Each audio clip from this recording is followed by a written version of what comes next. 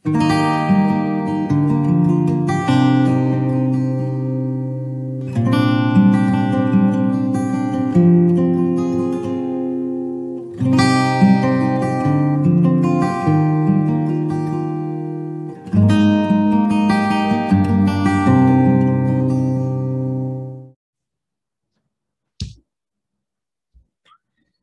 pagi, Assalamualaikum warahmatullahi wabarakatuh.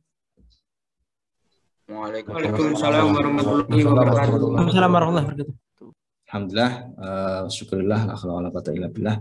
Kita bisa berjumpa kembali walaupun di hari Sabtu ya, tapi di tengah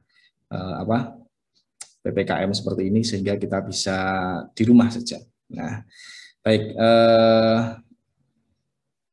Pada kesempatan kali ini kita akan mengadakan ya, seminar atau mungkin webinar yang nanti yang ngisi dari alumni, kakak alumni yaitu Mas Agung. Nah, pada webinar kali ini kita akan membahas atau menceritakan lah ya, intinya nanti sharing berkaitan dengan yang namanya itu adalah data science. Apa itu data science nanti akan dijelaskan lebih lanjut oleh Mas Agung. Nah, namun sebelum itu perkenalkan saya untuk membacakan susunan acara ya pada pagi hari ini. Ya, nanti akan dimulai pada pukul 10. Kita akan mulai setelah ini, kemudian nanti akan selesai insya Allah pukul 11.30 atau sekitar pukul 11. Nah, untuk acara yang pertama yaitu pembukaan. Ya, nanti kita akan pembukaan. Kemudian yang kedua adalah menyanyikan lagu Indonesia Raya dan Mas Tradan. Kemudian nanti langsung ke materi ya, nanti dari Mas Agung. Mas Agung sudah hadir, nanti bisa langsung ke materi. Kemudian nanti ada sesi juga tanya jawab. Jadi nanti kalau kalian penasaran ya, mungkin ada yang belum jelas atau mungkin ada sesuatu hal yang ingin ditanyakan lebih lanjut dari Mas Agung, nanti ada sesinya yaitu tanya jawab. Kemudian nanti terakhir adalah penutup. Nah, baik, menginjak acara berikutnya yaitu adalah menyanyikan lagu Indonesia Raya dan Mars Teladan. Mohon anak-anak sekalian untuk duduk sempurna, ya, duduk sikap sempurna, ya, untuk kita akan menyanyikan lagu Indonesia Raya.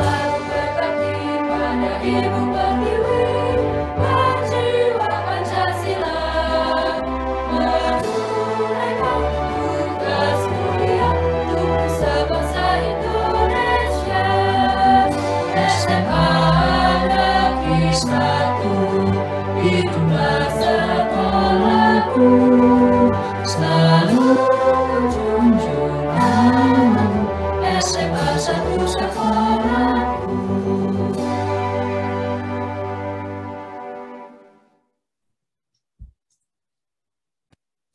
Baik, terima kasih. Nah, kemudian kita lanjutkan acara berikutnya, yaitu adalah acara pemaparan materi dari Mas Rizky Agung. Ya, Rizky Agung Diputanto. Beliau adalah alumni SMA 1 Jakarta tahun 2015. Nah, kita sapa dulu Mas Agung. Sebentar.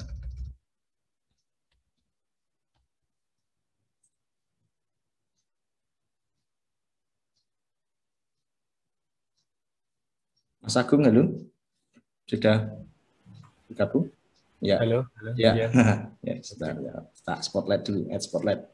Baik, nah beliau adalah Mas Agung ya, Mas Rizky Agung Dwi Putranto. Nah, sekarang posisinya di Jogja apa di Jakarta, Mas Agung? Di Jogja, Pak, sekarang. Di Jogja, WFH terus ya? Ya, kondisi kayak gini. Mantap, enak kan? Kerja IT itu kayak gitu, kerjanya di rumah ya. Tapi bisa tetap kerja produktif, gajian kompensasi. Bisa dibilang keuntungan dan kerugian juga, Pak. Jadi kalau di IT itu bisa kerja di mana aja dan kapan aja, tapi dari situ juga malah ketika kita di mana aja dan kapan aja tetap bisa kerja kan. Jadi kadang disuruh kerja terus. Nah, ya.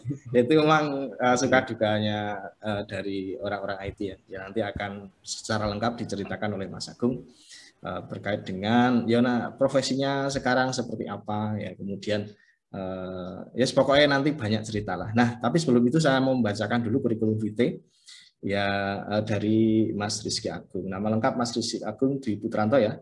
Kemudian beliau adalah alumni SMA 1 Jakarta tahun 2015. Jadi udah berapa ya Mas? 6 tahun ya, kurang lebih. Kemudian lanjut di UGM. Lanjut di UGM di jurusan ilmu komputer. Ya, dari tahun 2015 sampai dengan tahun 2019.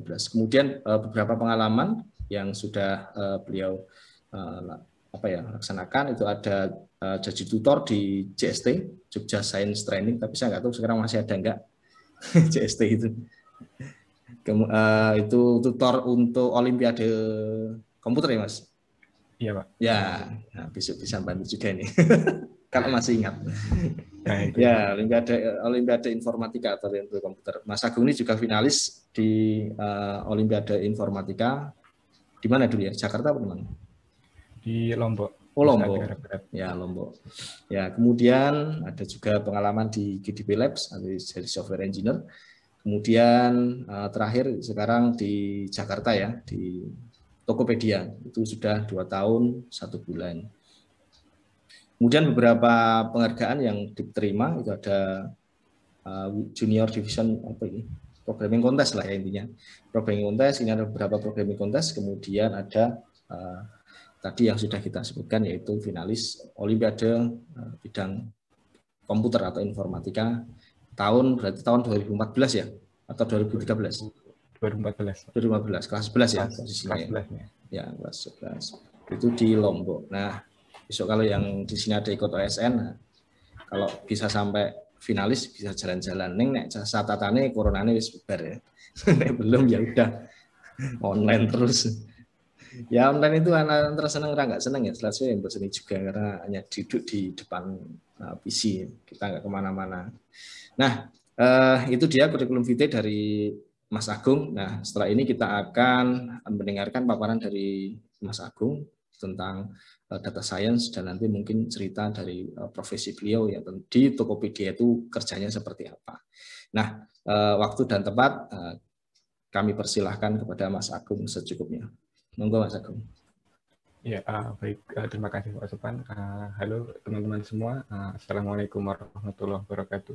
Waalaikumsalam warahmatullahi wabarakatuh. Waalaikumsalam warahmatullahi wabarakatuh. Oke, jadi sebelumnya terima kasih untuk teman-teman semua yang sudah bergabung pada sesi kali ini. Jadi di sesi sharing kali ini saya akan membahas sedikit tentang pengenalan data science dan kecerdasan buatan atau artificial intelligence, dan pembahasannya mungkin sekarang masih secara general, jadi masih secara high level understanding-nya.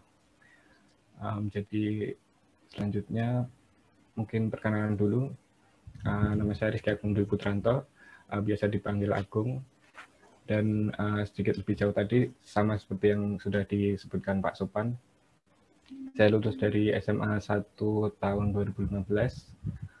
Dulu salah satu aktivitas di SMA adalah mengikuti Olimpiade Komputer.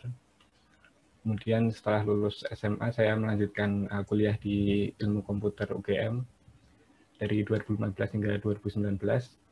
Kemudian setelah lulus dari Ilmu Komputer, saya menjadi data scientist di salah satu startup di Indonesia. Nah, jadi selanjutnya sebelum masuk ke materi, berikut beberapa outline dari sharing kita kali ini. Yang pertama, kita nanti akan membahas tentang pengenalan data science itu sendiri, kemudian apa sih definisi dari data science, kemudian kita juga sedikit masuk ke artificial intelligence, kemudian bagaimana histori dari pengembangan AI itu sendiri, kemudian kita juga nantinya akan membahas tentang beberapa aplikasi yang sudah diterapkan di dunia nyata sekarang, kemudian juga kita akan membahas tentang beberapa kelemahan atau batasan dari sistem yang ada sekarang. Kemudian juga ada sedikit istilahnya tips ataupun requirement yang dibutuhkan untuk bisa memulai data science itu sendiri.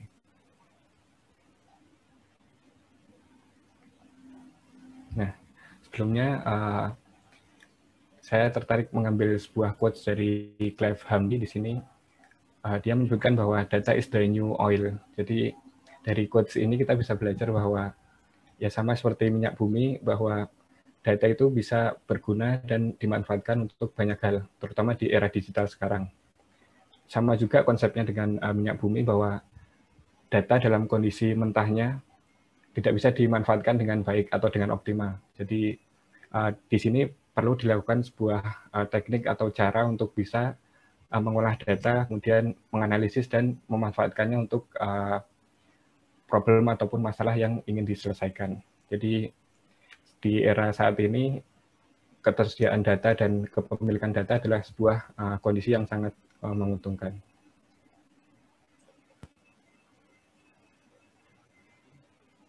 Nah, selanjutnya, ketika kita sudah tahu apa itu data, maka data sendiri di dalam dunia digital memiliki berbagai bentuk. Yang pertama diantaranya ada data yang berupa teks ataupun tulisan, kemudian ada data yang berupa image atau gambar, kemudian ada juga data yang berupa audio atau speech, kemudian ada juga data yang berupa video, dan data yang berupa video ini biasanya lebih kompleks dan lebih lengkap daripada data yang lainnya, karena kita tahu sendiri dalam video kita memiliki gambar yang berupa susunan dari beberapa gambar yang dijadikan menjadi satu file video. Kemudian di dalam video itu sendiri ada data atau properti yang berupa audio. Kemudian juga terkadang dalam video itu ada data yang berupa teks ataupun mungkin subtitle ataupun teks di dalam gambar di video tersebut. Jadi, nah berikut beberapa contoh dari data.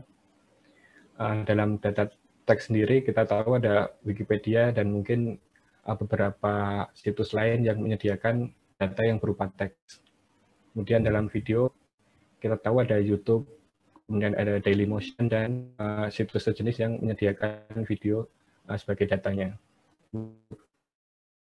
Atau gambar, di sini kita memiliki ImageNet ataupun Instagram mungkin yang lebih populer, yang menyediakan konten berbasis image maupun video. Kemudian untuk suara atau audio, kita memiliki SoundCloud ataupun platform lain yang menyediakan data berbentuk audio. Nah, mungkin itu tadi sedikit pengenalan mengenai apa itu data dan contoh data tiap jenisnya. Nah, kemudian kita masuk ke dalam data science lebih lanjut lagi. Jadi seperti yang diketahui tadi, bahwa data dalam kondisi awal atau mentahnya belum bisa dimanfaatkan untuk mengembangkan sebuah sistem yang bisa bermanfaat. Jadi di sini hadir sebuah bidang ilmu, yaitu data science, yang merupakan sebuah kombinasi dari beberapa bidang ilmu untuk bisa melakukan proses data dan mengambil manfaat dari data itu sendiri. Nah, di sini bisa kita lihat bahwa data science merupakan kombinasi dari beberapa bidang keilmuan, diantaranya adalah statistik atau matematik.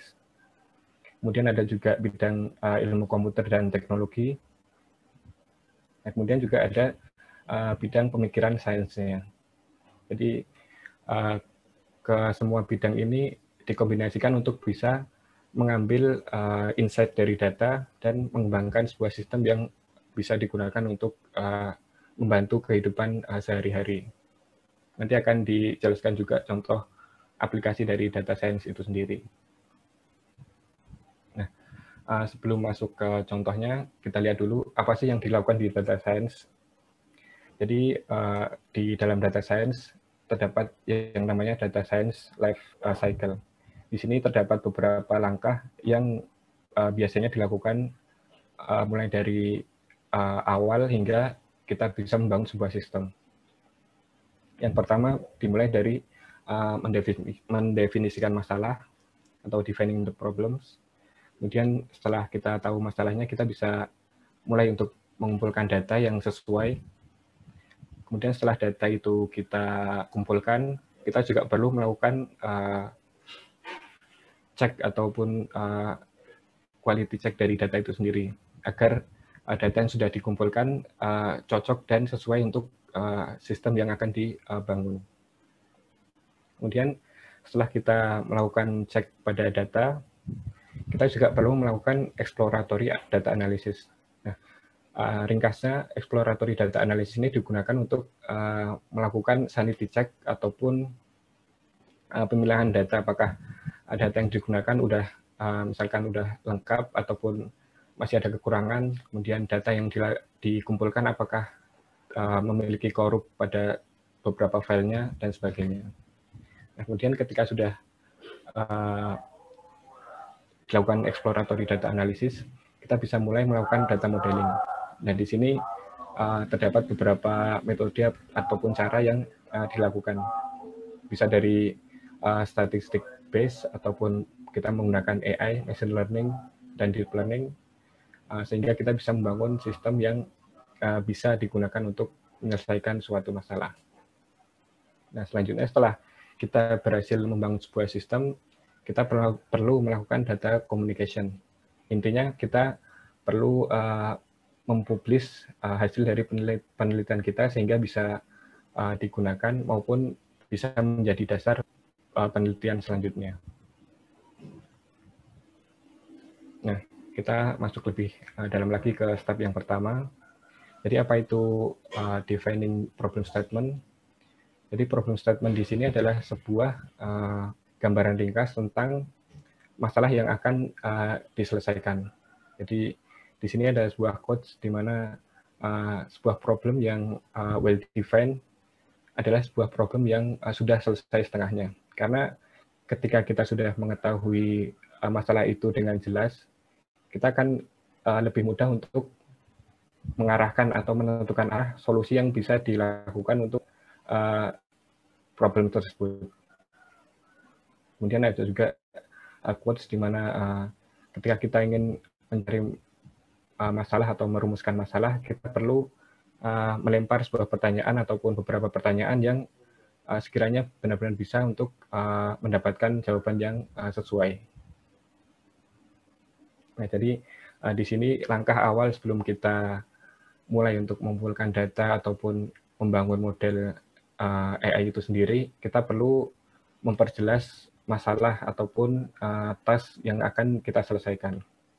Jadi ini sebuah langkah pertama dalam data science.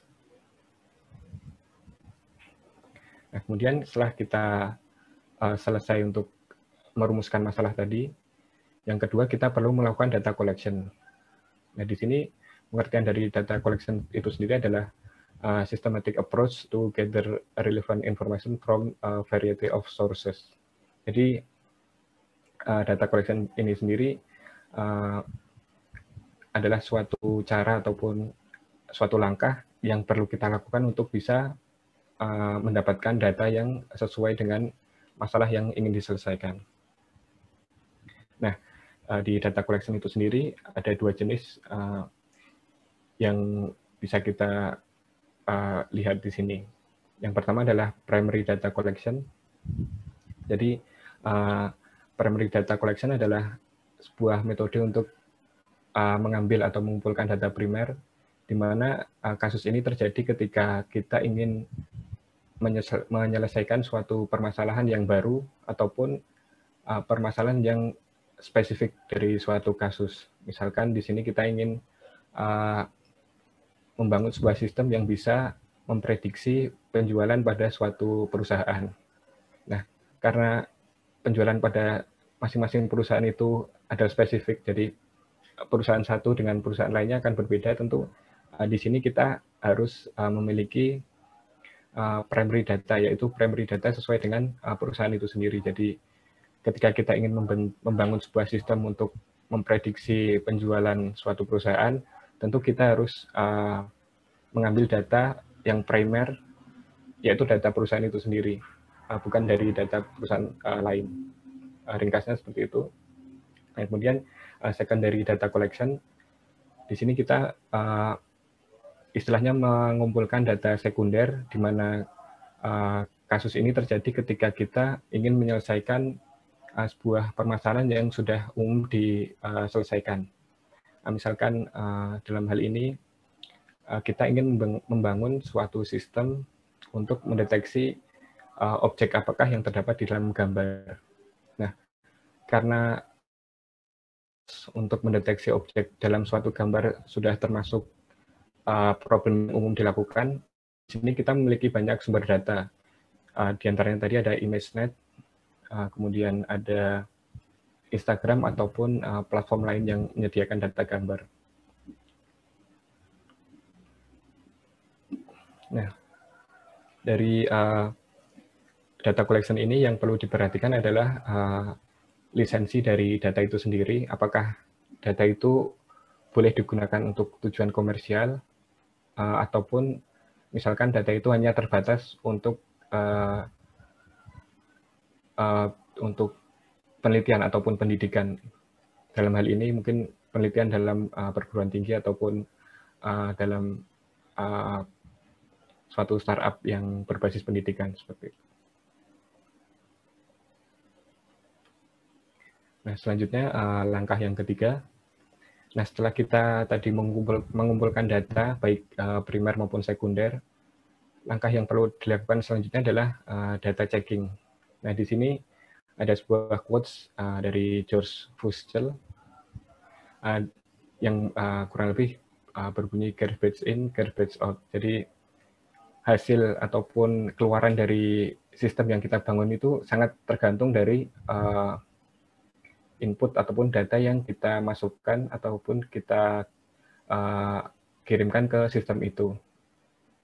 Jadi sangat penting untuk melakukan data checking sebelum kita berpikir untuk membangun sebuah sistem AI itu sendiri. Nah, yang pertama di sini apa yang perlu dicek antara lain adalah kecocokan datanya.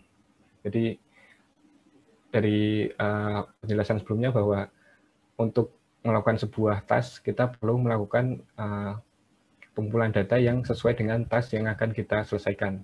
Contoh tadi,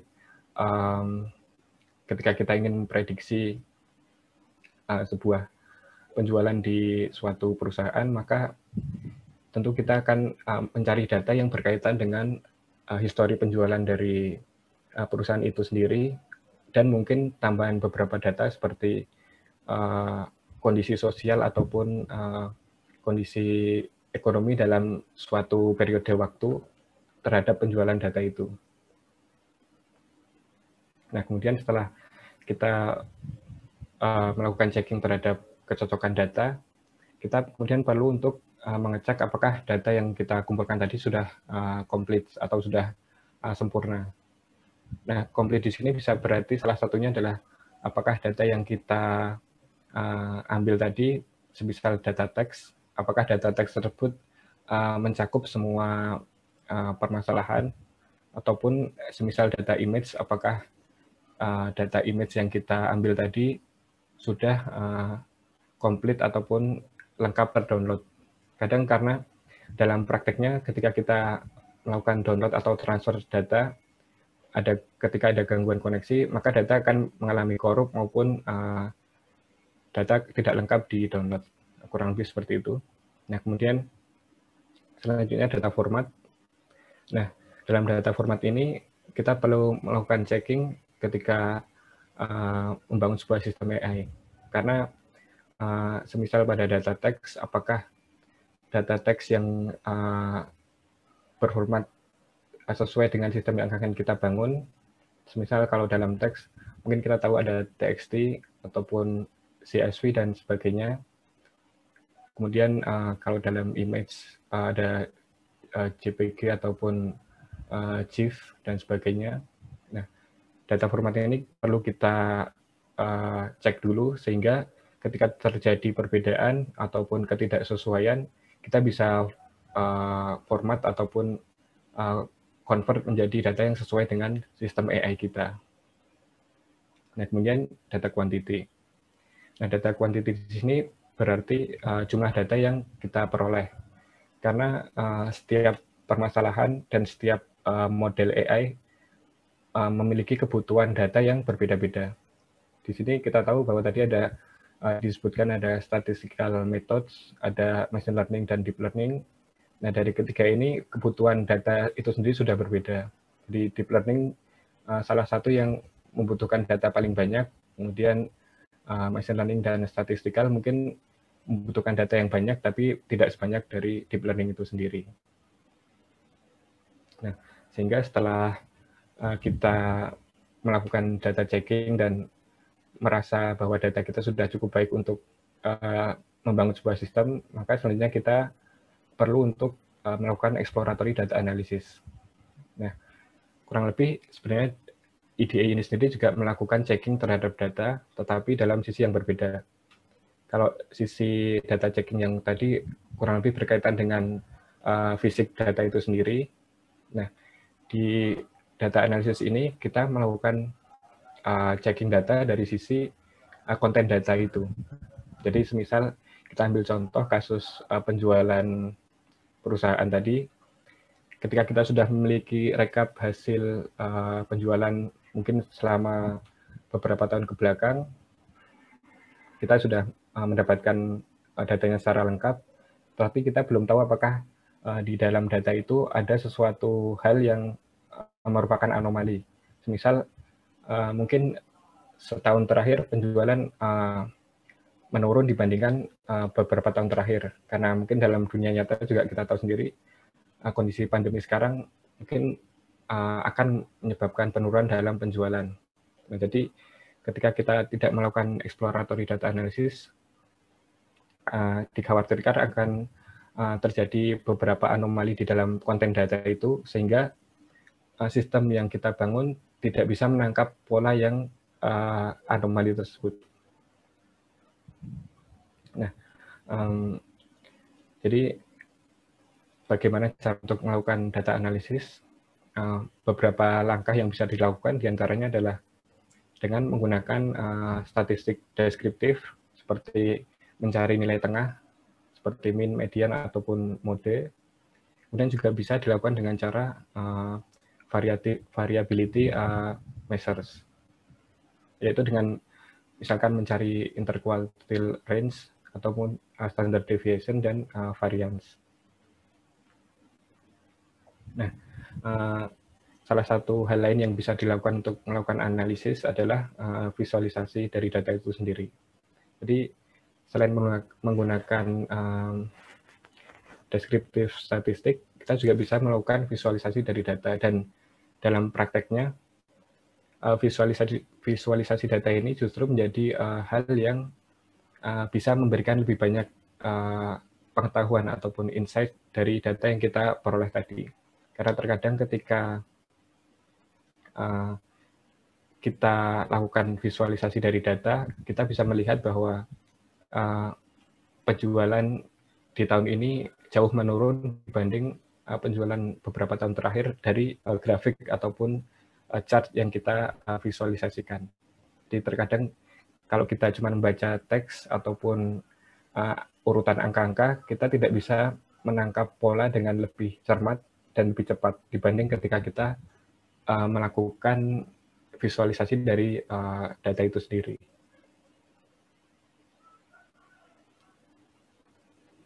Nah, setelah kita sudah cukup untuk melakukan IDE atau analisis tadi, selanjutnya kita bisa lanjut ke data modeling. Nah, di data modeling ini adalah suatu proses untuk mengumpulkan semua teknik ataupun membangun sebuah sistem yang bisa untuk menyelesaikan solusinya. Nah, beberapa cara di data modeling itu sendiri ada statistical modeling, kemudian ada machine learning dan deep learning. Nah, di antara ketiga ini use case ataupun kasus yang bisa diselesaikan juga berbeda, karena ketika kita tidak tepat dalam menggunakan modeling ini terhadap suatu kasus, maka hasil yang didapatkan pun tidak optimal. Nah, sebagai contoh, mungkin dalam statistical modeling lebih cocok ataupun lebih tepat digunakan untuk hal-hal yang mungkin berkaitan dengan bisnis, seperti memprediksi tadi penjualan ataupun keuntungan dari sebuah perusahaan. Kemudian machine learning ataupun deep learning bisa digunakan untuk permasalahan yang lebih kompleks, seperti data yang berkaitan dengan image ataupun video.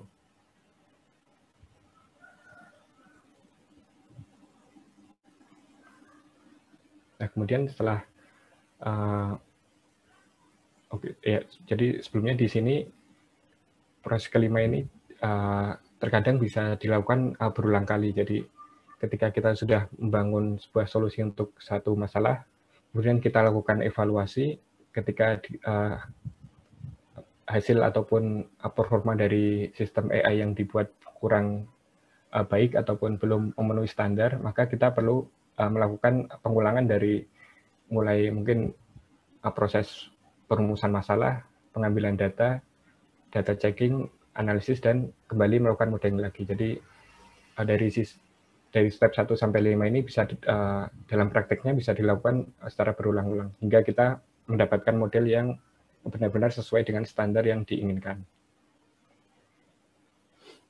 Nah, kemudian setelah kita tadi mungkin sudah melakukan beberapa pengulangan terhadap proses sebelumnya sehingga mendapatkan sebuah sistem yang cukup baik ataupun sudah baik, maka dilakukan data communication. Inti dari data communication ini adalah sebuah proses untuk publikasi ataupun delivering result kepada audiens. Nah, di step ini juga terdapat beberapa audiens ataupun pihak yang akan kita sampaikan hasilnya. Dan tentunya setiap pihak ataupun setiap bagian akan berbeda dalam cara maupun hal materi yang disampaikan. Dalam hal ini, sebagai contoh, ada audiens yang berlatar belakang teknologi, marketing, ataupun bisnis. Nah, tentu yang pertama kita harus tahu dulu siapa audiens ataupun pihak yang akan kita sampaikan hasilnya. Dan kita harus sebisa mungkin berbicara dalam level atau pemahaman sesuai dengan target audiens kita. Dalam hal ini contoh, ketika kita sudah selesai dalam membangun sebuah sistem, dan kita akan menyampaikan hasilnya kepada pihak teknologi, maka kita akan lebih nyaman ataupun lebih baik ketika kita juga menyampaikan secara mendetail bagaimana cara kita membangun sistem tersebut, mulai dari seberapa banyak data yang dikumpulkan, kemudian metode apa yang digunakan, dan kenapa metode tersebut berhasil dalam permasalahan ini, dan sebagainya. Nah, kemudian contoh selanjutnya ketika kita berbicara kepada tim marketing, tentu tim marketing tidak perlu dan tidak ingin tahu terkait dengan bagaimana kita membangun modelnya, kemudian bagaimana kita mendapatkan data dan seberapa banyak datanya, tetapi tim marketing mungkin akan lebih mengharapkan penyampaian hasil ketika sistem kita berhasil untuk melakukan sebuah tugas, seperti halnya ketika kita sudah berhasil memprediksi penjualan ataupun keuntungan suatu perusahaan dengan cukup akurat, maka kita juga bisa melakukan saran ataupun suggestion kepada tim marketing untuk melakukan hal yang bisa mengoptimalkan penjualan ataupun keuntungan tersebut.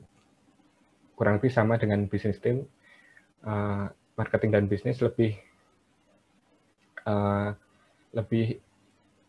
ingin mendapatkan penjelasan ataupun hasil terkait dengan impact dari sistem yang kita bangun ataupun efek dari sistem yang kita bangun terhadap bisnis ataupun penjualan. Nah, kemudian beberapa langkahnya, yang pertama tadi adalah dengan kita harus tahu dulu siapa yang akan kita presentasikan dan berbicara dari segi bahasa yang sesuai dengan background mereka. Nah, kemudian dalam presentasi tersebut kita juga harus bisa fokus terhadap values dan outcomes yang kita hasilkan dari sistem kita. Nah, kemudian dari sisi yang ketiga kita juga harus membicarakan tentang asumsi dan batasan dari sistem yang kita buat. Semisal kita tadi membangun sebuah sistem untuk prediksi penjualan maupun keuntungan. Nah, di sana kita juga mungkin membuat asumsi bahwa sistem kita baik untuk memprediksi penjualan ketika tidak ada hal-hal yang bisa hal-hal di luar yang sudah kita hal-hal di luar wajar yang bisa mengganggu penjualan, semisal ketika adanya pandemi seperti ini ataupun hal-hal lain yang bisa mengubah pola dari data penjualan itu sendiri.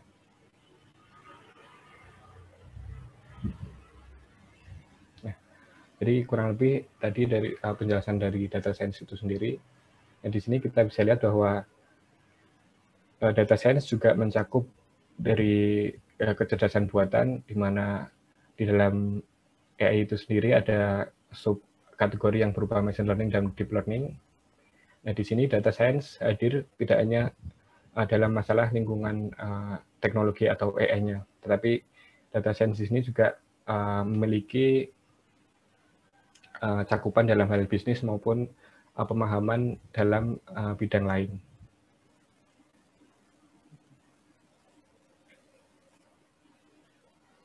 Nah, sebelumnya apakah intelligence itu? Jadi secara definisi intelligence adalah sebuah kemampuan untuk belajar dan menyelesaikan masalah. Jadi di sini artificial intelligence ataupun kecerdasan buatan hadir untuk bisa melakukan simulasi terhadap kecerdasan manusia dengan menggunakan mesin ataupun teknologi.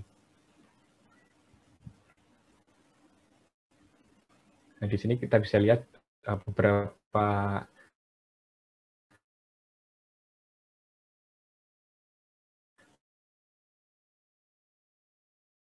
itu sendiri.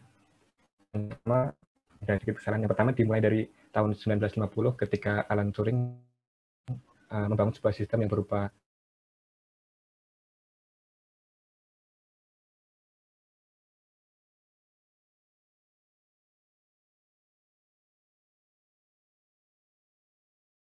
Turing system yang akan ada cara tersebut untuk melakukan ataupun mendapatkan hasil sesuai dengan permasalahan yang diinginkan.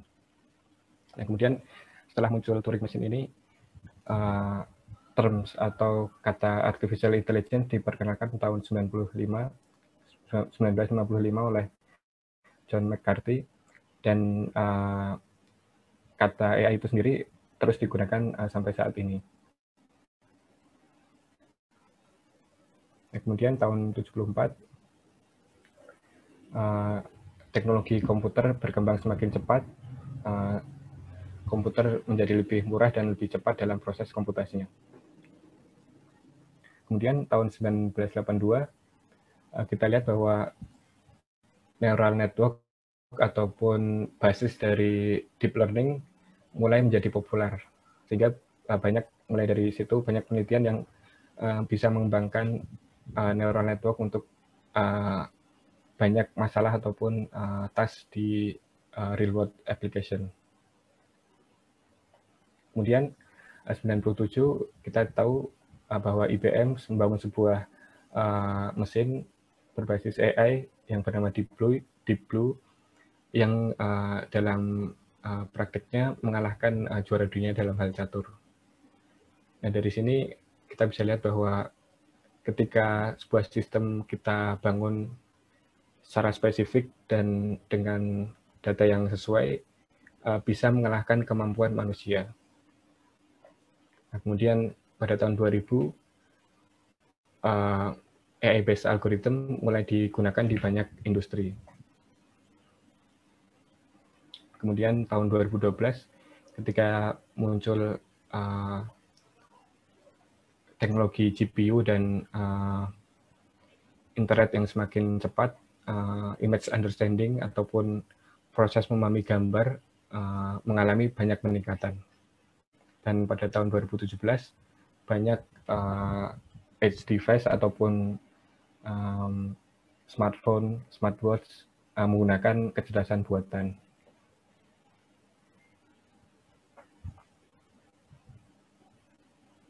Nah, mungkin untuk status saat ini, bagaimana kecerdasan buatan di dunia nyata. Kalau kita ingin mengatakan bahwa AI akan menggantikan semua hal di dalam kehidupan manusia, masih terlalu jauh, tetapi kita bisa melihat bahwa dari sini AI mulai masuk ke beberapa ranah kehidupan kita dan perlahan-lahan menjadikan beberapa task menjadi lebih otomatis. Nah, di sini ada satu video yang bisa kita lihat bersama-sama.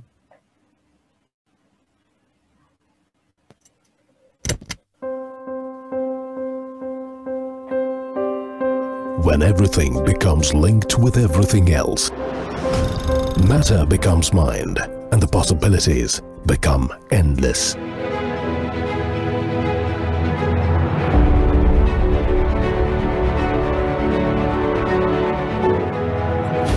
Imagine 50 billion IoT connected devices by 2020. Now, imagine the economic impact of these connected machines. $4 to $11 trillion per year by 2025.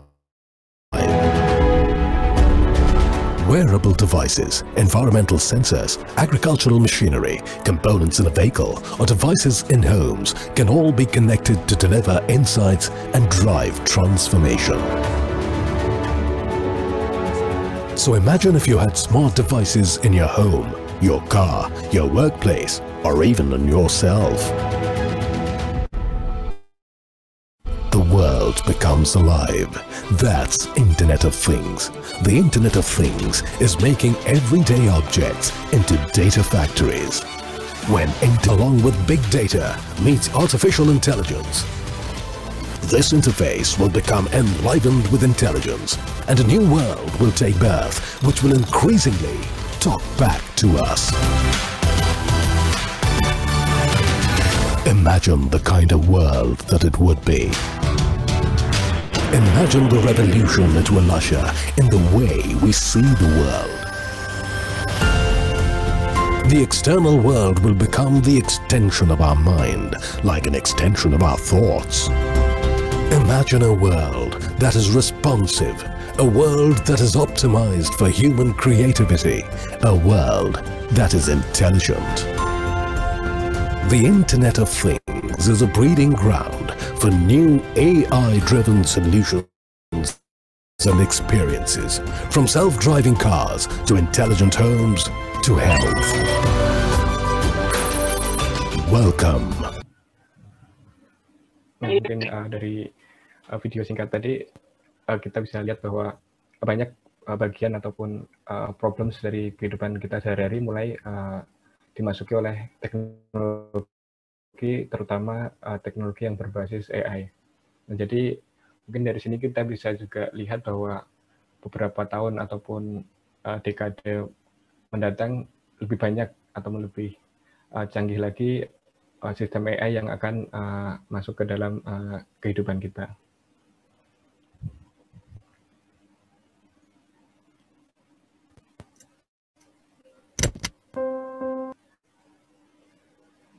Nah, selanjutnya mungkin kita bisa lihat juga beberapa aplikasi dari AI dalam beberapa bidang kehidupan.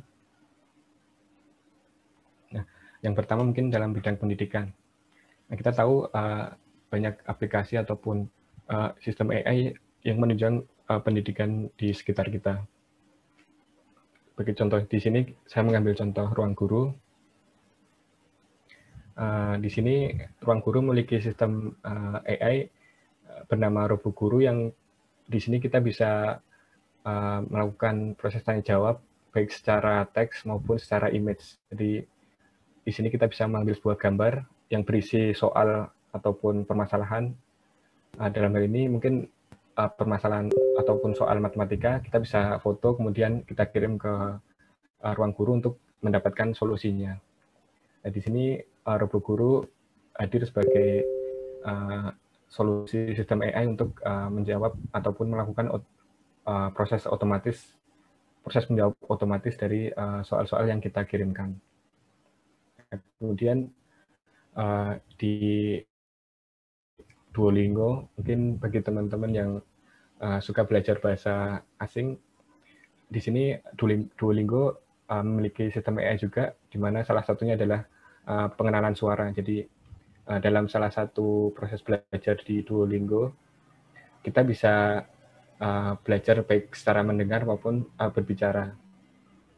Jadi salah satu contohnya adalah diberikan sebuah kata dalam bahasa asing sesuai dengan yang kita pilih tentunya.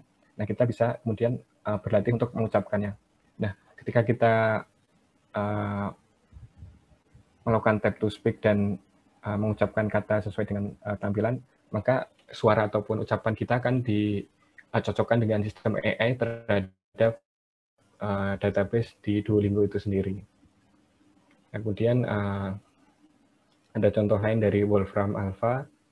Mungkin kalau Wolfram Alpha ini lebih terkenal di tingkat kampus ya. Jadi mungkin kebanyakan mahasiswa sudah tahu tentang Wolfram Alpha. Jadi Wolfram Alpha ini ringkasnya mungkin sebagai salah satu kalkulator yang lebih canggih dari kalkulator biasa. Di sini kita bisa memasukkan segala jenis permasalahan, mulai dari matematik, sains dan teknologi, kemudian secara sosial maupun kehidupan sehari-hari. Dan Wolfram Alpha ini sendiri juga bisa detail. Jadi dari permasalahan yang kita masukkan ke Wolfram Alpha, mereka memiliki pembahasan yang mendetail terkait bagaimana cara mendapatkan jawaban yang sesuai dan jawaban itu sendiri. Jadi tentunya dalam sistem ini mereka banyak komponen yang mereka lakukan, di mana mereka harus mengenali setiap karakter ataupun variabel. Misalkan dalam hal ini kita masukkan persoalan matematika, maka Wolfram Alpha harus tahu terkait dengan setiap variabel sehingga mereka bisa memberikan jawaban yang sesuai. Jadi mungkin dari sisi pengguna semua ini terlihat simpel, tetapi kalau dari sisi pengembangnya banyak hal ataupun komponen untuk bisa menghadirkan sebuah sistem seperti ini. Jadi mungkin ini sedikit gambaran aja.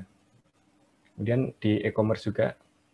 Jadi mungkin teman-teman sudah sering belanja online maupun baik di e-commerce lokal maupun internasional. Nah, ketika kita masuk ke halaman e-commerce, tentu kita sering mendapatkan kategori ataupun produk rekomendasi dari e-commerce tersebut. Dan tentunya rekomendasi ini setiap orangnya berbeda. Dan rekomendasi dari e-commerce tersebut kurang lebih biasanya terkait dengan barang-barang yang sering kita beli maupun barang-barang yang sering kita lihat ketika kita browsing produk di e-commerce tersebut. Nah, sehingga e-commerce perlu membangun sistem yang tentunya menangkap pola dari setiap penggunanya yang tentunya berbeda-beda antara pengguna satu dan pengguna lainnya, dan memberikan rekomendasi yang sesuai sehingga pengguna bisa lebih nyaman dan lebih merasa memiliki kedekatan dengan e-commerce, karena ketika e-commerce berhasil merekomendasikan barang ataupun produk yang sesuai dengan keinginan pengguna, maka pengguna akan lebih mendapatkan kepuasan terhadap e-commerce tersebut. Nah, kemudian ada juga dalam dunia hiburan, seperti contohnya Netflix maupun YouTube, kurang lebih sama. Mereka juga memiliki sistem rekomendasi untuk menghadirkan ataupun memberikan saran kepada pengguna untuk bisa mungkin melihat ataupun menikmati konten lainnya sesuai dengan preferensi penggunanya, yang tentunya sama. Setiap pengguna memiliki ketertarikan maupun preferensi yang berbeda. Kemudian ada juga object detection. Jadi object detection termasuk salah satu bagian dari image understanding, di mana bertugas untuk melakukan deteksi objek dalam setiap gambarnya. Mungkin ada sedikit video juga di sini. Ya, tadi untuk suaranya apakah terdengar ya? Dengar, Mas, terdengar. Oke. Coba kita lihat bersama-sama.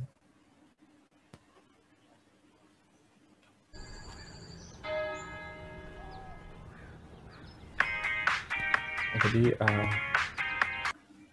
nah di sini kita bisa lihat bahwa kita sudah memiliki sebuah sistem yang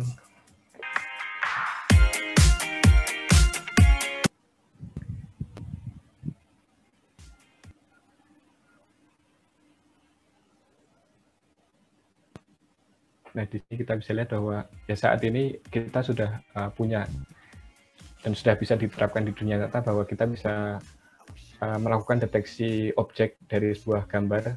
Ya, kalau dari contoh ini kita lihat video, di sisi pemrosesannya kita bisa lakukan per gambarnya. Nah, kita bisa lakukan proses deteksi seperti ini, dan proses ini merupakan salah satu langkah awal yang besar untuk kemudian kita bisa mengembangkan beberapa ataupun macam-macam sistem AI nantinya. Seperti dalam hal ini, ketika kita sudah bisa mendeteksi objek, maka sistem autonomous car ataupun self-driving car bisa kita bangun.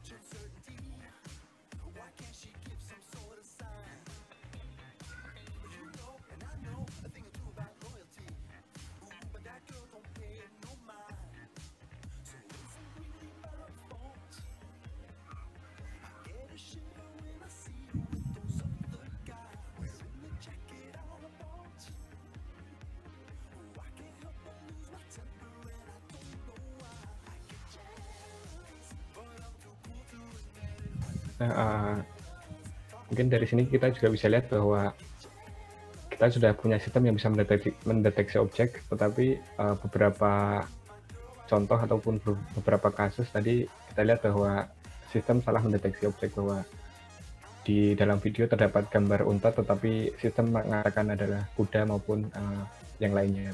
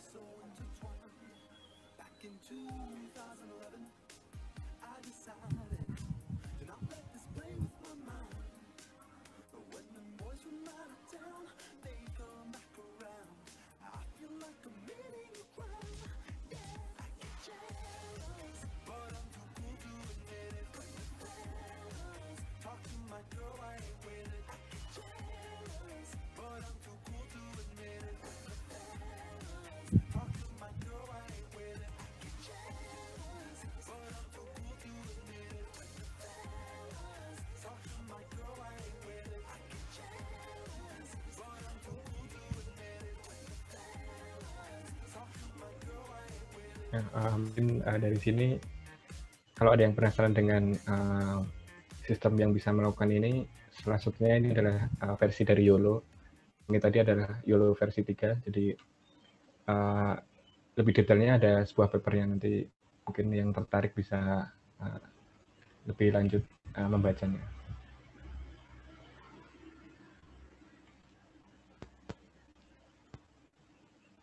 Kemudian lanjutan dari tadi, ketika kita sudah bisa mendeteksi objek, tentu kita sebuah sistem untuk self-driving car. Tetapi kita lihat sendiri bahwa self-driving car termasuk salah satu sistem AI yang sudah sangat advance. Jadi banyak komponen ataupun properti dari self-driving car itu sendiri. Dari sini kita bisa lihat bahwa kita juga sensor motorik yang bisa menggerakkan setir itu sendiri, dan kita juga butuh sensor kecepatan yang mungkin bisa menangkap ataupun mendeteksi kecepatan dari objek-objek di sekitar mobil itu. Dan tentunya juga sensor gambar ataupun kamera yang bisa menangkap gambar tersebut yang kemudian akan dikirimkan ke sistem AI kita yang kemudian bisa mendeteksi berbagai macam objek ataupun obstacle di sekitar mobil itu, sehingga ketika sudah diperoleh data-data yang sesuai, kita juga perlu membangun sebuah sistem untuk menggerakkan ataupun memberikan instruksi kepada mobil agar bisa berjalan dan mengikuti jalur yang sesuai.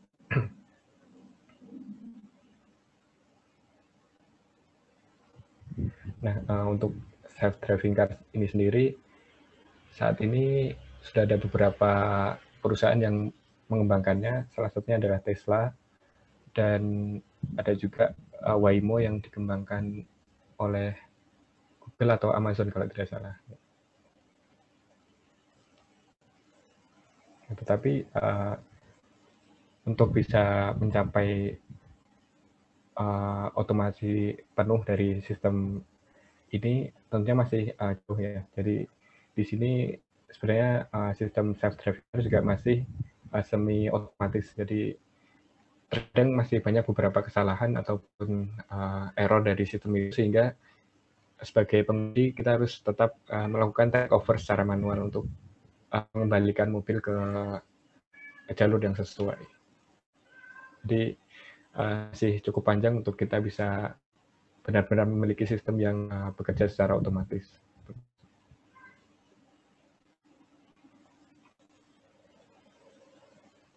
Kemudian ada juga pemanfaatan AI dalam dunia kesehatan. Sebagaimana contohnya, kita tahu bahwa saat ini kita berada dalam pandemi COVID-19 ini.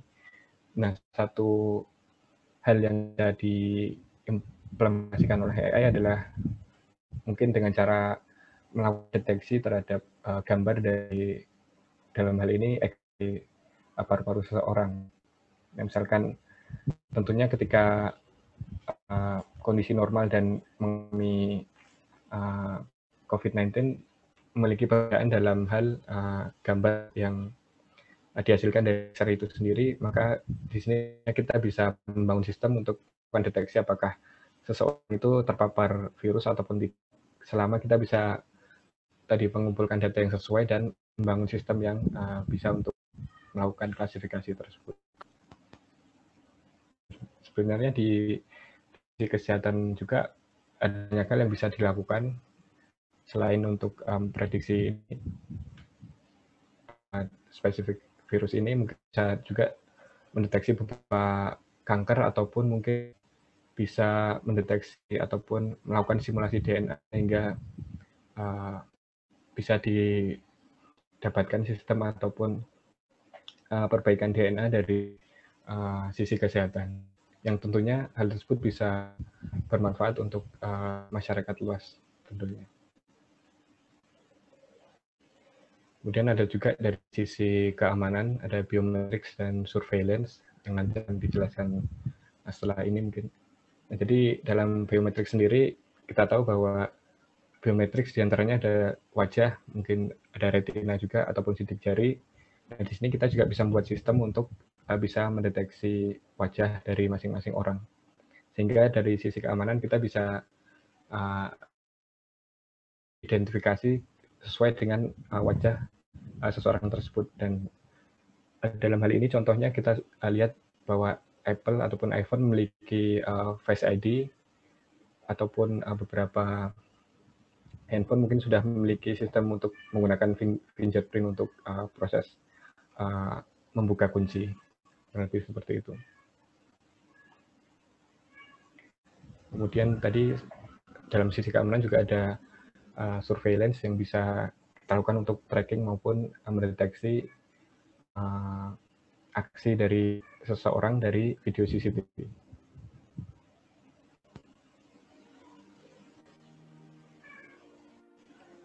Ini mungkin salah satu contoh yang bisa kita lihat.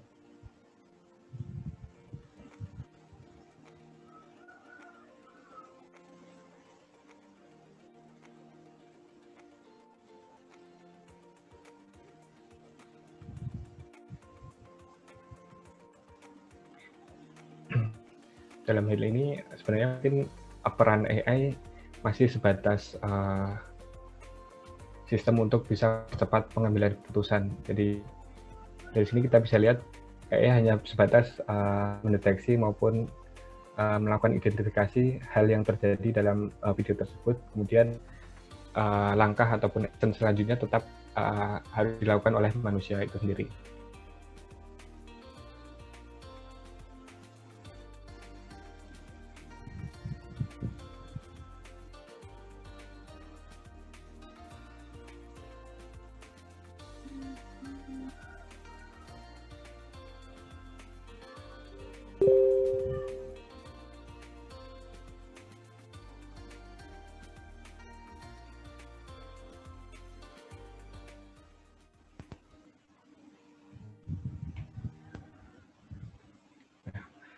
Jadi tadi kurang lebih beberapa contoh aplikasi dari AI di dalam kehidupan kita sehari-hari. Di sini selanjutnya saya ingin untuk menjelaskan beberapa trade-off atau mungkin batasan-batasan dari sistem AI itu sendiri di samping beberapa kelebihannya. Mungkin dari sisi kelebihan ataupun advantage dari AI itu sendiri, kita bisa memiliki sistem komputer yang lebih berguna dan lebih powerful. Jadi itu tadi banyak task yang bisa kita lakukan secara otomatis sehingga kita bisa mendapatkan komputer yang lebih berguna. Dalam hal ini komputer tidak terbatas hanya komputer yang berbentuk besar seperti yang kita tahu seperti sekarang, mungkin wearable device seperti smartwatch dan sebagainya juga termasuk komputer yang sudah dimodifikasi menjadi lebih kecil lagi. Kemudian selain itu, ketika kita memiliki sistem AI, kita bisa setting sistem AI itu untuk berjalan 24 jam non-stop. Tentunya limitasi atau keterbatasan terjadi ketika ada gangguan seperti koneksi maupun sumber daya listrik ataupun yang lainnya. Tapi di sini kita bisa secara langsung untuk men-setting AI itu untuk beroperasi 24 jam. Kemudian yang lainnya juga tadi kita tahu bahwa sistem AI bisa membantu kita untuk melakukan tugas-tugas secara otomatis. Kemudian dari sisi yang lain, seperti dalam hal surveillance tadi, kita juga bisa memiliki sebuah sistem yang bisa membantu kita untuk mengambil keputusan secara lebih cepat dan lebih tepat. Nah, tetapi di antara beberapa kelebihan tadi, sistem AI juga masih memiliki beberapa kekurangan. Di antaranya adalah biaya ataupun cost dari pembangunan sistem itu sendiri cukup bisa dibilang tidak murah. Jadi karena banyaknya step maupun data yang diperlukan dalam pembangunan sistem itu. Contohnya tadi kita sudah ketahui bahwa sistem AI memerlukan banyak data, di mana proses pengambilan data tentu membutuhkan banyak waktu dan banyak biaya, mungkin termasuk untuk proses transfer data, kemudian proses untuk melabeli data itu sendiri. Karena tadi dalam pembahasan garbage in, garbage out, data yang tidak baik tentunya tidak akan berguna dalam sistem ini. Nah, kemudian di antara kelemahan yang lain adalah tugas ataupun task yang diselesaikan masih terbatas dan masih terlalu spesifik.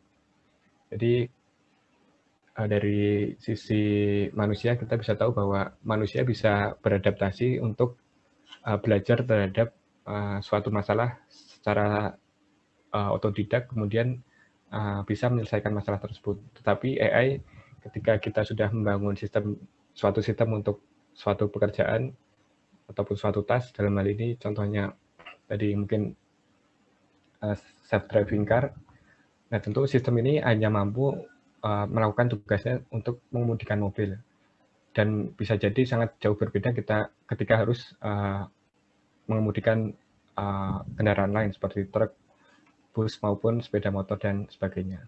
Jadi dalam hal ini tugas yang bisa diselesaikan AI masih sangat terbatas.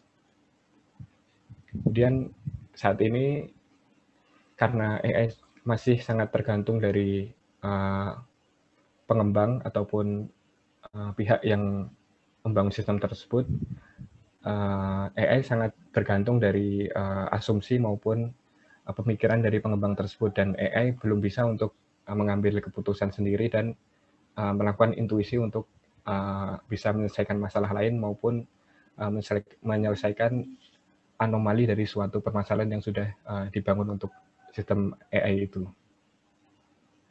Kemudian juga sama dalam hal cost, kurang lebih sama, AI juga sangat membutuhkan banyak data untuk bisa melakukan task yang setidaknya cukup baik ataupun lebih baik dari manusia.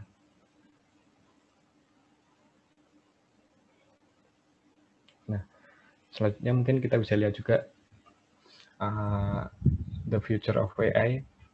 Jadi saat ini kita bisa tahu bahwa di sini ada 3 tipe AI. Yang pertama ada narrow intelligence, kemudian ada general intelligence, dan super intelligence. Nah, saat ini kita masih berada dalam tahap narrow intelligence atau yang stage pertama. Jadi di sini kita masih dalam tahap machine learning, sehingga kita mungkin masih terbatas terhadap suatu task ataupun permasalahan yang spesifik. Jadi belum bisa menyelesaikan masalah yang banyak lah. Kemudian tetapi sudah banyak penelitian maupun pengembangan untuk bisa mencapai stage kedua, yaitu general intelligence. Yakni sebuah mesin bisa beradaptasi ataupun belajar secara mandiri terhadap suatu permasalahan. Jadi dari stage 2 ini lebih otomatis lagi daripada stage yang pertama. Dan stage yang ketiga adalah super intelligence, di mana sistem AI yang dibangun jauh lebih pintar daripada manusia dan sangat mudah beradaptasi dengan beberapa permasalahan yang ada di kehidupan sehari-hari.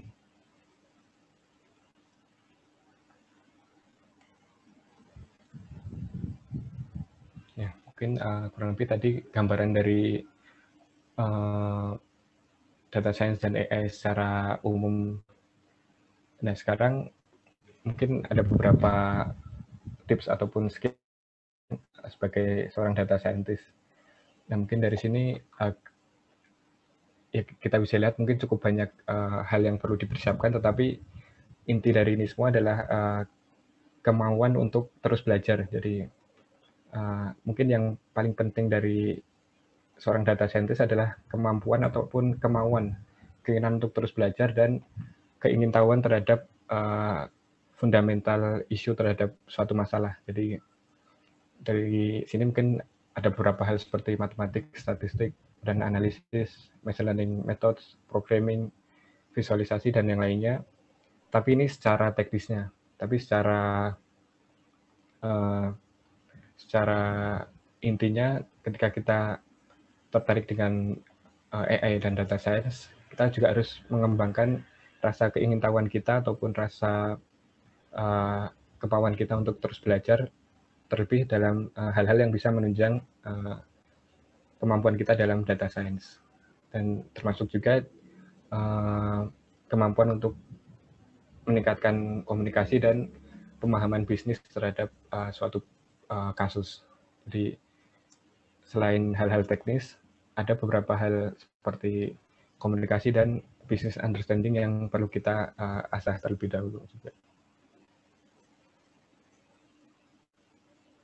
Nah, di samping banyaknya hal yang perlu kita pelajari, tetapi ada beberapa keuntungan ya, perks dari data scientist itu sendiri. Jadi di dalam data science, seperti tadi kita bisa mengembangkan sebuah sistem yang berguna, maka tentunya kita bisa bermanfaat untuk masyarakat maupun kehidupan manusia. Jadi setidaknya dengan mempelajari ini kita menjadi lebih bersemangat lagi untuk bisa bermanfaat untuk orang lain.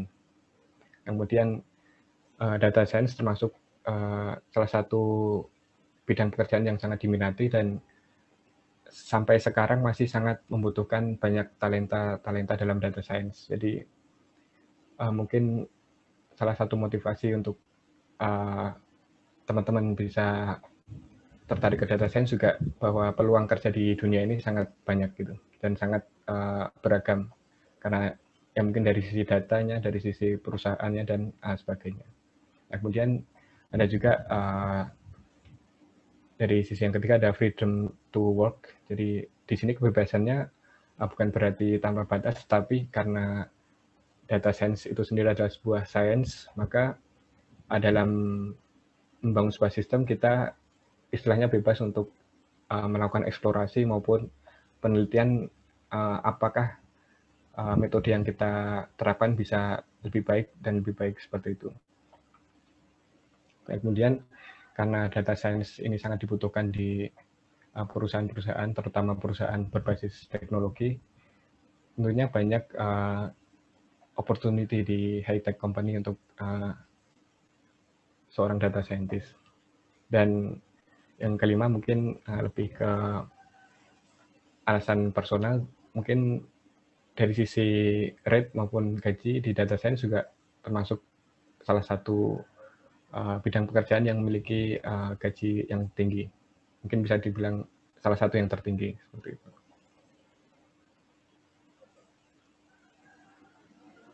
Nah, mungkin ada juga beberapa resources untuk bisa mulai masuk dan belajar ke data science. Di sini saya ambil dari AI Roadmap. Ada tahapannya, mungkin mulai dari dan career path-nya mulai dari data scientist maupun data engineer. Jadi teman-teman bisa cek lebih jauh lagi. Nah, mungkin ini referensi yang saya gunakan di presentasi kali ini. Mungkin sekian presentasi dari saya. Ada pertanyaan mungkin dari teman-teman?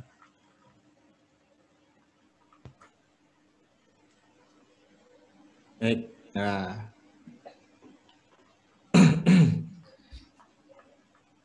ada yang mau bertanya atau mungkin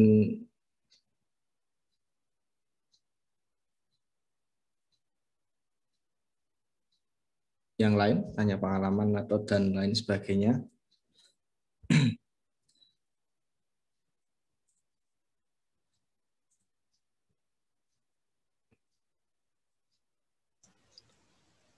Pak, boleh izin bertanya? Oh, boleh. Ya, siap. Sebentar. Di stop dulu ya Mas Agung untuk sharingnya. Ya, remove dulu. Nah, baik. Terima kasih Mas Agung untuk paparannya, luar biasa. Kita jadi banyak banyak pengetahuan baru lah. Mungkin ya masih agak rontok dhuwur gitu ya. Tapi tentu saja itu sudah sangat menambah wawasan bagi kita. Nah, baik, untuk sesi selanjutnya yaitu kita adalah sesi tanya jawab. Nah, tadi ada siapa tadi yang mau bertanya? Monggo silahkan. Dari Mas siapa ya? Saya, Pak. Oh, Mas Rio ya. Di on kan kamera kalau boleh. Baik, monggo Mas Rio silahkan. Ini Mas Rio ini kelas 10 ya, 10 berapa? 10-2 ya? Ya Pak, 10-2. Ya, 10-2. Monggo Mas Rio silahkan. Apa yang mau ditanyakan ke Mas Agung? Perkenalkan Mas Agung, saya Rio Medi atau Rahman dari kelas 10 MIPA 2. Bisa dipanggil Rio. Saya ingin bertanya tentang beban pekerjaannya data scientist itu berat banget gak sih, Mas? Baik, terima kasih untuk pertanyaannya. Untuk beban pekerjaan sendiri, ini sangat bergantung dari mungkin yang pertama dari sisi company-nya, mungkin istilahnya di mana kita bekerja terlebih dahulu, kemudian yang kedua bisa jadi dari sisi jabatan kita di company tersebut. Yang pertama mungkin dari sisi company-nya. Misalkan kita menjadi dua, misalkan masih dalam yang pertama dari sisi perusahaan yang masih startup ataupun yang masih mengembangkan AI. Nah, di situ dari sisi beban pekerjaan mungkin jauh lebih berat dalam sisi penelitiannya. Jadi karena mungkin penelitian dan dari sisi datanya. Jadi karena masih perusahaan yang berkembang, mereka perlu banyak fokus untuk ke pengambilan data maupun membangun sebuah sistem baru yang bisa menyelesaikan masalahnya.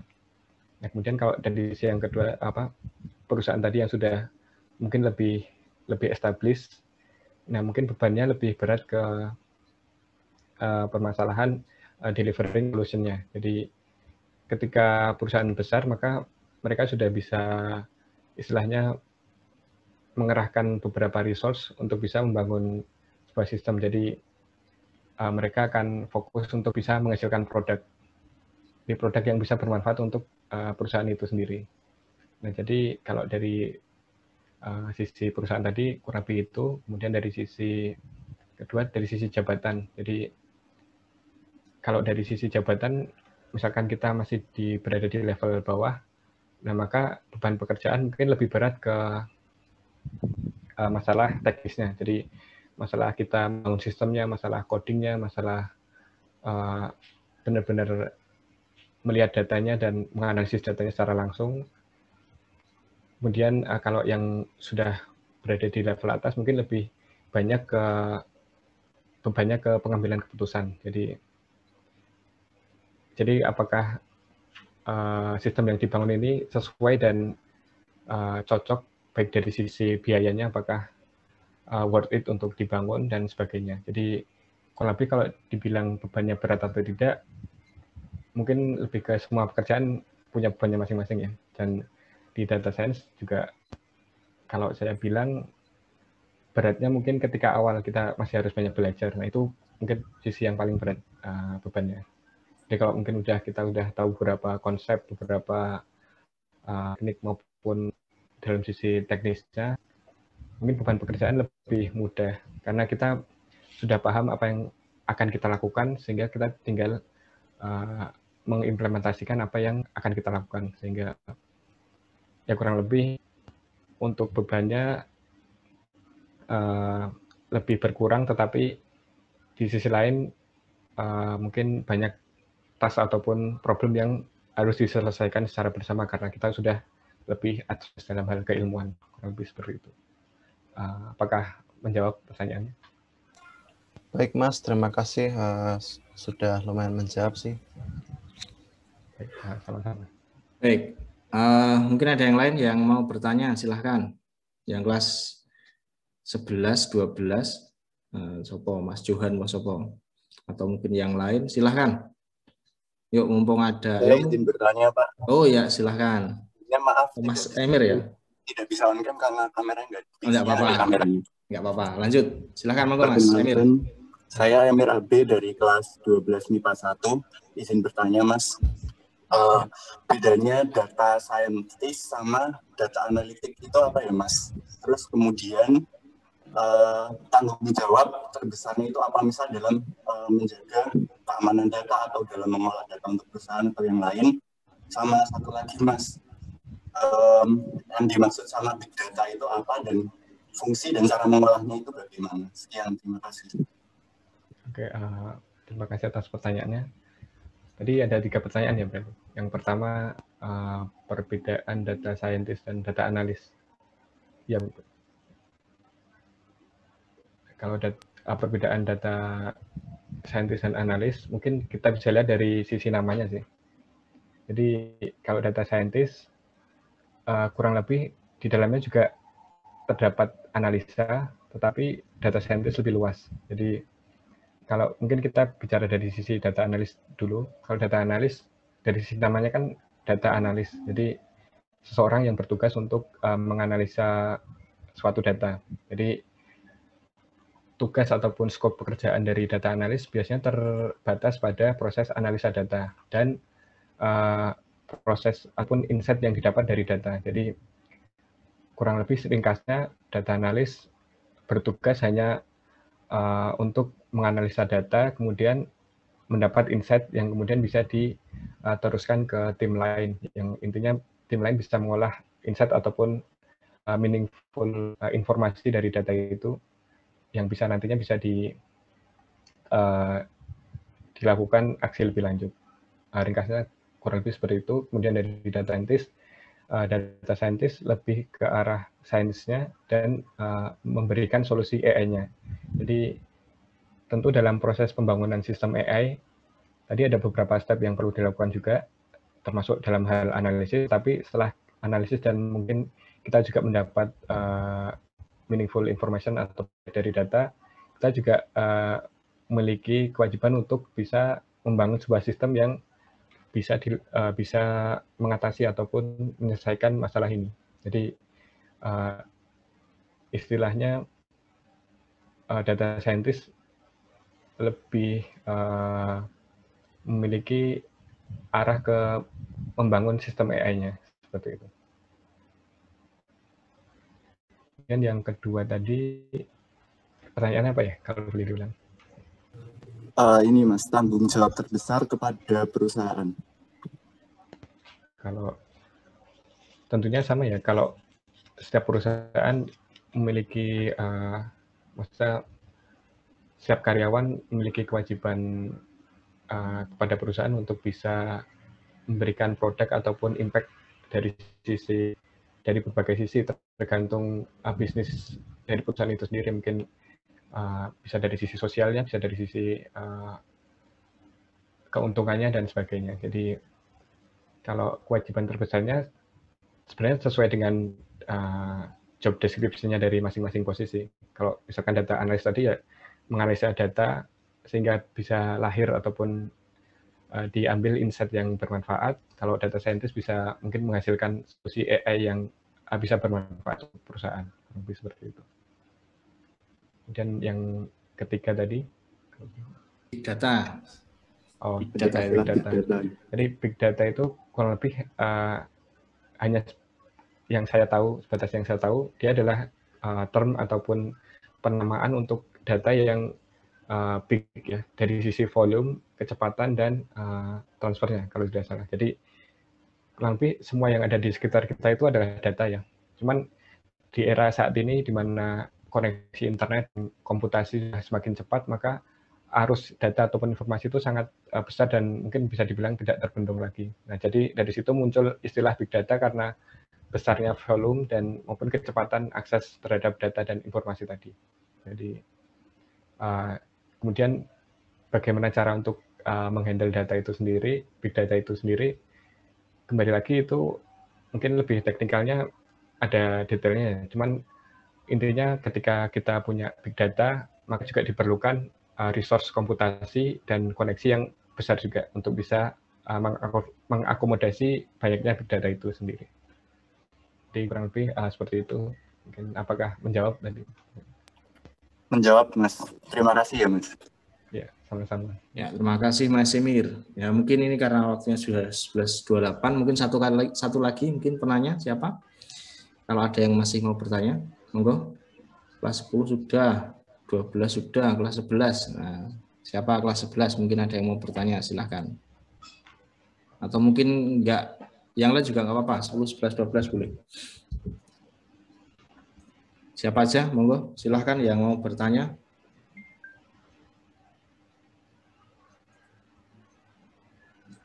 Mumpung masih ada Mas Agung, kalau nggak ada tak tanya sebentar. Saya yang tanya kalau nggak ada. Nah, mungkin ini buat teman-teman di sini kan masih awam ya Mas, masih istilahnya masih belajar malah, bahkan mereka masih belajar bahasa programannya, belum ya istilahnya awal. Dan mungkin bisa nggak kasih pandangan, ya mungkin itu technical banget yang apa sih mungkin bahasa programan yang mungkin bisa dipilih untuk mereka ya, mulai dari saat ini mungkin ke depan itu kira-kira itu masih apa ya, masih akan booming atau mungkin akan digunakan banyak digunakan untuk ketika mereka belajar saat ini tuh enggak besok langsung wis ra digunakan. Nah, mungkin seperti itu Mas, mungkin boleh dijelaskan Mas Agung setiap hari itu atau mungkin pada saat bekerja di startupnya itu apa sih tools yang digunakan, mungkin seperti itu dulu Mas. Oke, jadi lebih teknikal lagi ke mungkin bahasa dan toolsnya. Jadi sebelumnya mungkin sedikit cerita, di awal dulu saya SMA terus mulai belajar programming sampai saat ini. Jadi ada beberapa tahapannya. Mungkin saya awalnya dulu belajar bahasa Pascal, kemudian C++, dan saat ini di Python. Jadi dari ketiga ini yang saya rasa paling berguna terutama dalam data science adalah Python ya. Jadi mungkin teman-teman yang tertarik ataupun mulai muncul ketarikan untuk belajar programming ataupun data science bisa langsung belajar ke Python. Jadi Python di sini selain di data science, dia juga banyak digunakan untuk hampir di semua jenis pemrograman sebenarnya. Ada web development juga bisa pakai Python, kemudian dari sisi data science spesifiknya juga kebanyakan pakai Python, di samping mungkin ada bahasa lain juga. Tapi yang saya pelajari dan dari pengalaman saya, bahasa Python ini bisa istilahnya versatile ya. Jadi bisa dipakai di semua bidang, terutama dalam data science. Jadi banyak pengembang data science itu pasti seringnya pakai Python. Jadi mungkin pertama teman-teman bisa mulai belajar Python dulu. Mungkin cuma sekedar sama belajar kayak bahasa programan lain, cuma sekedar read input, output input, tapi pakai Python gitu. Jadi mulai dibanding bahasa lain. Dan mungkin teman-teman kalau ada di antara teman-teman yang ikut Olimpiade Komputer, setahu saya Python juga mulai bisa digunakan untuk Olimpiade Komputer. Jadi sekalian untuk belajar banyak hal kan. Kemudian untuk toolsnya kurang lebih ada banyak hal sih di data science, dan itu kebanyakan juga bahasanya di Python. Jadi mungkin teman-teman bisa belajar Jupyter Notebook ataupun TensorFlow. Nanti detailnya mungkin bisa istilahnya tadi saya juga cantum di EE roadmap-nya, dia ada beberapa tools yang bisa dipelajari juga. Jadi ya intinya bahasa yang pertama dipelajari adalah Python kalau teman-teman semua tertarik ataupun ingin belajar data science lebih lanjut. Jadi maksudnya di sini bahasa yang lebih optimal untuk belajar data science adalah Python. Mungkin bisa pakai bahasa lain, tetapi ya sekali lagi dari pengalaman saya bahasa yang optimal adalah Python itu sendiri. Mungkin kurang lebih itu. Ya, wah mantap ya. Ya, kita sudah memulai belajar bahasa Python di kelas di SMA 1 itu sudah 2 tahun. Sekarang yang kelas 12 itu juga sudah di belajarnya Python. Kalau memang dulu saya memutuskan, wah kayaknya nih kalau masih Pascal atau C++ kayaknya kurang advance nih. Bahkan saya kuliah tahun 2004 itu udah belajar C++, makanya saya wah masuk yo sing nganggo C++ meneh. Walaupun nggak jelek ya, saya bilang nggak jelek. Cuman untuk ekosistem ke depan itu menurut saya ya kita harus belajar menyesuaikan lah. Walaupun bahasa itu banyak banget ya. Ada ya tergantung nanti kita tuh arahnya di mana. Kalau data science memang ya Python, tapi kalau nanti web development pilihannya banyak lagi. Ada React, ada Flutter, wah banyak lah. Pokoknya mantap. Nah ini satu lagi terakhir, mungkin juga dari saya. Ini saya juga menutupi rasa penasaran saya terkait data science. Nah, apakah data science itu bisa diaplikasikan juga untuk data-data ya? Kalau selama ini kan mungkin kita tahunya untuk data-data yang sifatnya kayak penjualan, kemudian kita istilahnya merekam atau mencatat habit dari si pelanggan seperti apa, nanti kita tentukan iklan dan lain sebagainya. Kita tahu mungkin arahnya sebagian besar seperti itu. Nah, bisa nggak sih kalau data science itu kita aplikasikan dalam misalnya pendidikan? Sebagai contoh gini, kita punya data yang banyak nih di pendidikan, mulai dari nilai, mulai dari kehadiran, masuk perpustakaan, pinjam buku, dan lain sebagainya. Nah, dari data sekian banyak itu, kita bisakah kita olah menggunakan mungkin semacam data science atau mungkin machine learning atau apapun. Kemudian kita bisa tentukan termasuk outputnya ya. Oh, ternyata si siswa dengan kebiasaan seperti ini, itu cocoknya nanti masuk kuliahnya itu ke sini. Mungkin siswa dengan kebiasaan seperti ini itu cocoknya masuk ke sini, atau mungkin bisa si mesin itu bisa mencari kesimpulan, atau ya mungkin bukan kesimpulan ya, kayak saran lah. Kalau biasanya kita dapat saran belanja ya, kan belanja kayak tadi yang sudah ditampilkan. Nah, bisa nggak kita dapat saran itu berupa bahwa nanti kalau siswa ini tuh bisa masuk mana perguruan tinggi yang mungkin cocok dengan dia berdasarkan pengalaman data yang sudah dimiliki sebelumnya. Mungkin gitu Mas Agung. Bisa nggak kira-kira menurut jenengan? Oke, baik. Terima kasih. Kalau dari sisi pertanyaan bisa atau tidaknya, tentunya saya akan jawab bisa ya. Jadi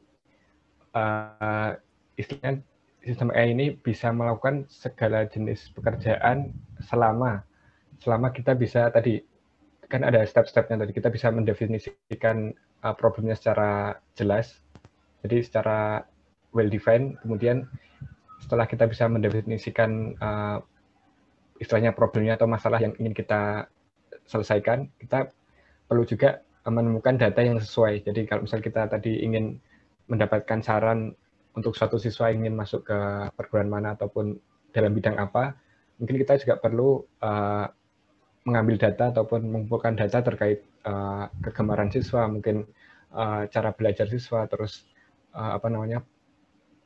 istilahnya mungkin tingkat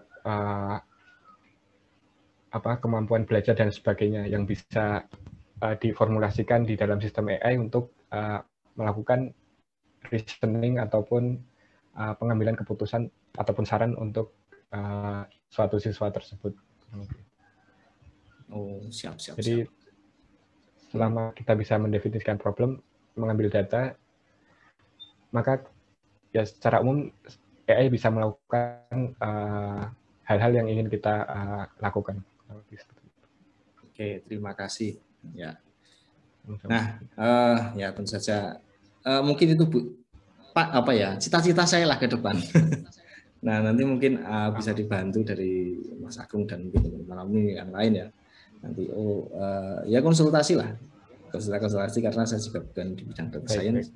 Nanti saya juga pengen gawe sistem sekolah yang bisa memberikan advice ke siswa. Oh, baiknya ke sini.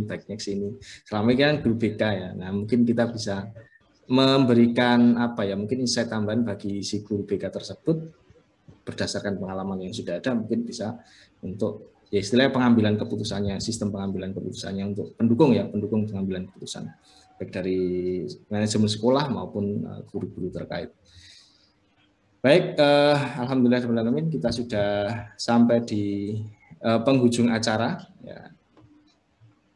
Terima kasih sekali saya sampaikan yang pertama untuk Mas Agung dan yang tentu saja buat anak-anak sekalian yang sudah bergabung walaupun di hari libur, di hari Sabtu. Terima kasih sekali sudah bergabung dan sudah penuh semangat untuk mengikuti acara webinar kali ini.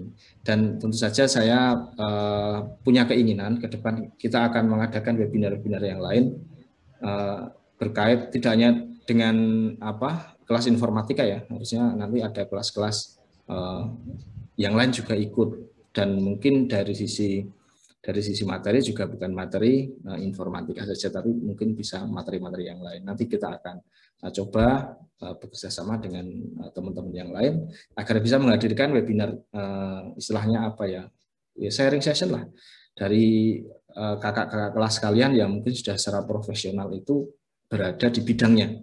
Kalau Bapak Ibu guru kan bukan profesional istilahnya ya. Dia edukator atau pendidik. Jadi dia tidak secara profesional bisa dibilang seperti itu. Jadi mungkin sing cerita sing wis ngalami kan mungkin lebih mantap. Baik, sampai di penghujung akhir, mari kita tutup acara pada siang hari ini ya, dengan bacaan alhamdulillah. Tapi sebelum itu mohon nanti kita tampilkan kameranya ya, kita tag foto atau mungkin kita nunggu kenang-kenangan. Nah, yuk monggo bisa dinyalakan dulu kameranya sebelum kita akhiri. Ada biar kerekam. Nah, yang ikut siapa sih? Ada banyak loh Mas. Ada 73, lumayan banyak. Ya, lumayan banyak alhamdulillah. Ya, ini halaman 1 ya. Ya, halaman 1 atau view 1. Ini banyakan kelas 10 kayaknya ini. Ya, kelas 10 bersemangat sekali alhamdulillah. Terima kasih.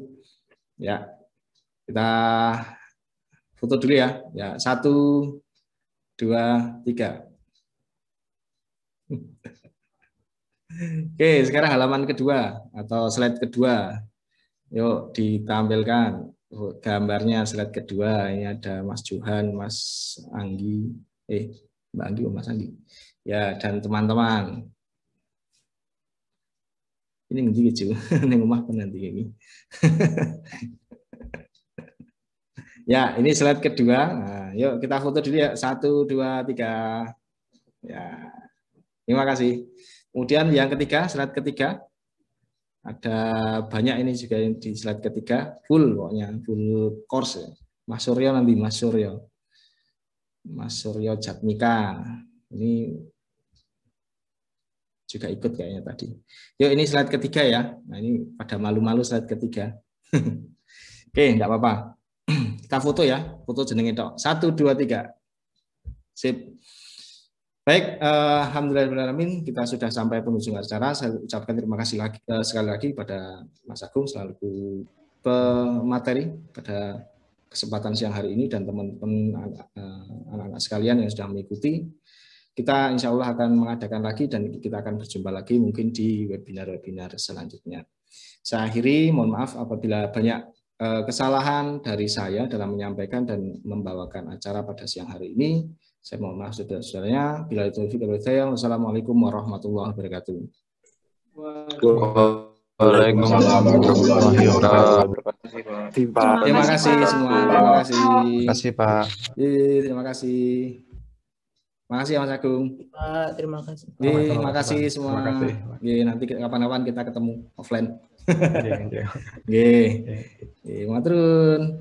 Nggih, Pak. Assalamualaikum. Waalaikumsalam warahmatullahi wabarakatuh.